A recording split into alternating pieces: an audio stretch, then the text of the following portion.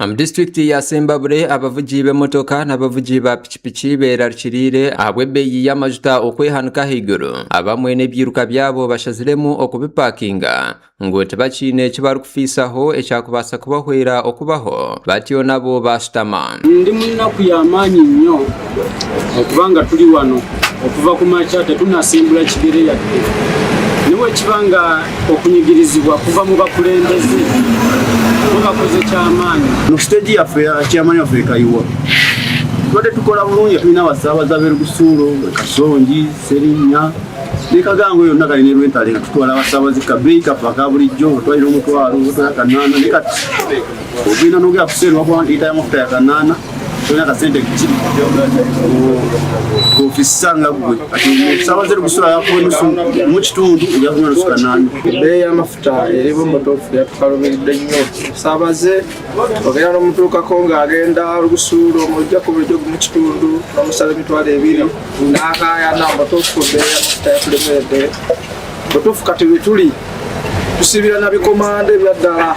Chairman wa Sembabule Taxi Park Richard Kizito nagira ngu n'obukirabe kiringu mukuru w'ihanga w'ekitinisa Yoweri Kaguta Museveni abagizire ngu basigara omuka konka yagira ngu bo nibakorera omu by'entambura ahabw'okuba abahingi n'abashuubuzi boona nibakozesa eby'entambura. Kati ng'omwebembezi w'eggwanga yayogedde ku nsonga nti bw'oba lwaki mutambula, so nga okutambula abantu batambula kuba gy'emirimu gya kutambula.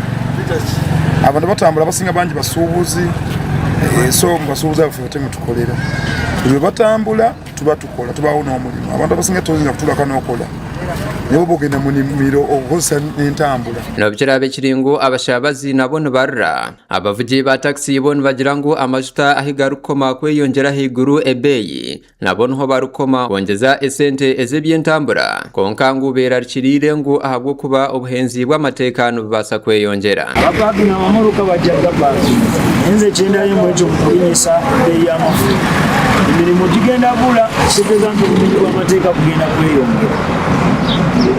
So tusaba gavumenti gyeri nga efunzeemu ne shere ezirinyisa olw'akajanja zigendezeemu. Chairman yagaruka yagira ngu enkora eyi barukoreramu nebanyigiriza ahabw'okuba abashabaze nibenda kutwalirwa esente nkye atyo yashaba gavumenti okubanza kukora aha nshonga z'emishoro emisya ey'erukureeta nabo bareke kufeererwa omulimo gwabo. Tugamba nti enkola gye tukoleramu etunyigiriza tuteekamu kingi ntujjamu kitono.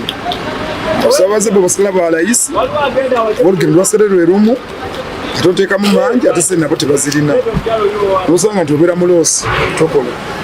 Bwedweva bangi emmotoka kati bazipaakinze tekisasobola kukola. Kandi we omushuubuzi w'amajuta ag'enkomuntu Bulega Dennis owa Deno Energy nagira ngu ekibabire batarikuteekateeka ngu kijja kuba kityo ekyokutemba kw'ebbeeyi y'amajuta ekiri kubaferereza kandi ngu ahi barigeiha nibabanza basimba enyiriri. Ekyamazima omulimu okutunyigiriza kubanga olwaleero osobola okugenda n'osobola ebbeeyi ogenda okuddayo ate ng'ebuusizaamu ebitundu ebirala. Kitegeeza nti mu busuubuzi oba tofunye magoba bw'ofiga ate kyandibadde kiri bwe kityo naye ng'amafuta ogafuna naye amafuta gakusimbira layini aye n'egyosimbye layini oluusi ne bakusaba akasente. Gasha kwa Julie Namale ahabwa Tayari West.